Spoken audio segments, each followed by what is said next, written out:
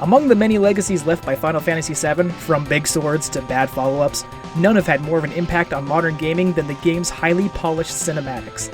These beautiful CG cutscenes were such a focal point of the game's image that their overuse in the marketing led to anger upon its release. People were understandably upset when they were sold a game that looked like this, only to play a game that looked like this. But that initial saltiness soon dissipated, and Final Fantasy VII's cutscenes would go on to become legend.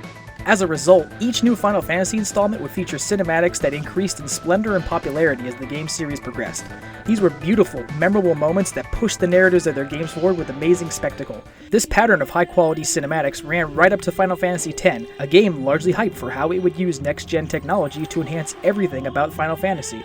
Its in-game worlds, its combat system, and of course, its cinematic storytelling. And while the PlayStation 2 did indeed enhance all of these categories, the visual storytelling within Final Fantasy X was ultimately a very divisive affair. While some of the cinematics in this game are truly awe-inspiring, many have contributed towards a legacy of, silliness. Yes, this scene. A scene that has gone down in gaming history as one of the most cringe-worthy moments ever. It's an easy punching bag, and one that I honestly wanted to avoid covering. Until I really started to think about this moment in the context of the game, because this cutscene has all the ingredients needed to be one of the most emotionally powerful moments in the game, and instead, it ends up as one of the most excruciating. But why? So many aspects of this cutscene work incredibly well, and yet it trips and falls off a cliff when it could have triumphantly crossed the finish line. Let's look at how this storytelling tragedy plays out. Everything that leads up to this moment gives it an incredible amount of storytelling significance. We have our leads, two exceptionally talented young people struggling with the responsibilities of the roles they've been handed in life. Tidus is a celebrity athlete thrown 1,000 years into the future to the land of Spira, where he meets Yuna, who at a very early age has elected to become a summoner, a spiritual figurehead with mystical powers tasked with repelling the forces of an entity known as Sin that currently threatens the people of Spira. If all that sounds like a lot to handle, consider that the two are also struggling with the fact that they're both under immense pressure to live up to the legacies of their fathers, both of whom impacted their respective childhood in significant ways. Yuna's father being the last summoner to successfully repel the evil threat that is Sin, while Tidus' father was a renowned athlete whose disappearance left Tidus with a wealth of emotional baggage. You with a woman? You can't even catch a ball! Oh, what's the matter? We see throughout the game that Tidus and Yuna frequently find solace from their troubles in one another. Their friendship grows through several scenes of expository development that also reveal an underlying chemistry between the two. It's a very carefully crafted relationship, and it endears them to the audience. So, we're now up to the scene in question, with all that narrative set up in mind, when another highlight emerges. The visual construction of this moment is actually pretty perfect.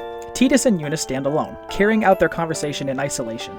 This separation from the larger group does two things. The first, and most obvious, is that it puts the emphasis on Tidus and Yuna's story by taking the focus off of the larger ensemble. Meanwhile, the second more subtle detail is that the focus on Yuna and Tidus' need for privacy shows us how personally significant this little heart-to-heart really is for the two. It's embarrassing to say this myself, but summoners and their guardians are kind of like Spira's ray of light. A lot of people in Spira depend on us. I learned to practice smiling when I'm feeling sad, you know. Beyond all that, a look into where they are standing in the setting is key. Positioned on a balcony overlooking the vast open sea, the two characters are placed so they face a world of unknown adventure and possibility.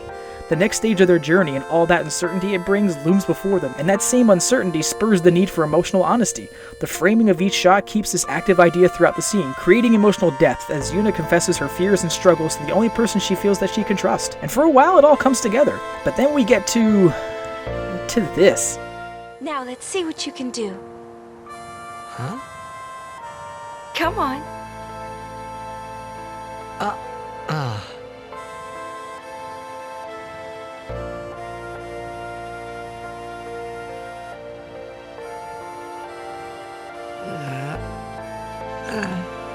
Why is this happening? Why is Tidus smiling as if he's a robot unfamiliar with human emotions? Tidus was a public figure in his world, shown to be competent with large crowds and one-on-one interactions. Why is smiling so difficult? And why is Yuna okay with this weirdness? It's just so odd. And then the laughter. Next, try laughing out loud. What? Come on, show me.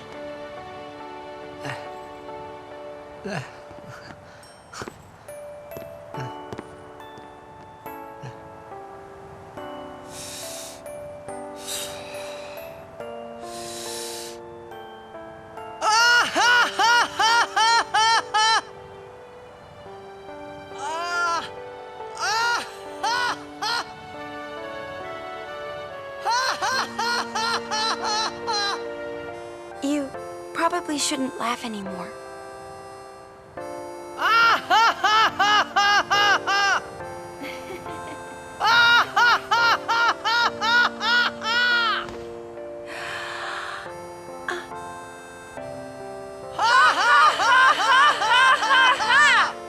Now here's the thing.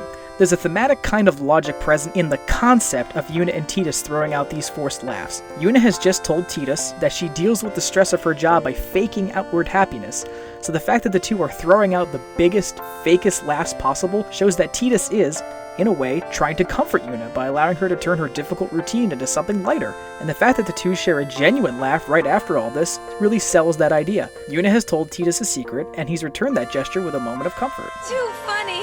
But concept versus execution is a huge divide, and the moment is, unfortunately, ruined by the delivery. But why? In a game where so much effort has been put into creating iconic shots and gorgeous compositions, why does this simple moment of character development fail so badly? I can't speak for the developers, I can only speak to what I can observe, and if there's one thing I can say, I think it's because the developers of this game chose to put more effort into large-scale spectacle, leaving the smaller, more intimate moments to fall by the wayside. Considering the impact this laugh has left on the legacy of Final Fantasy X over a decade later, it's truly hard to forgive one of the biggest botches in gaming storytelling. What are you looking at? We were just worried you guys might have gone crazy.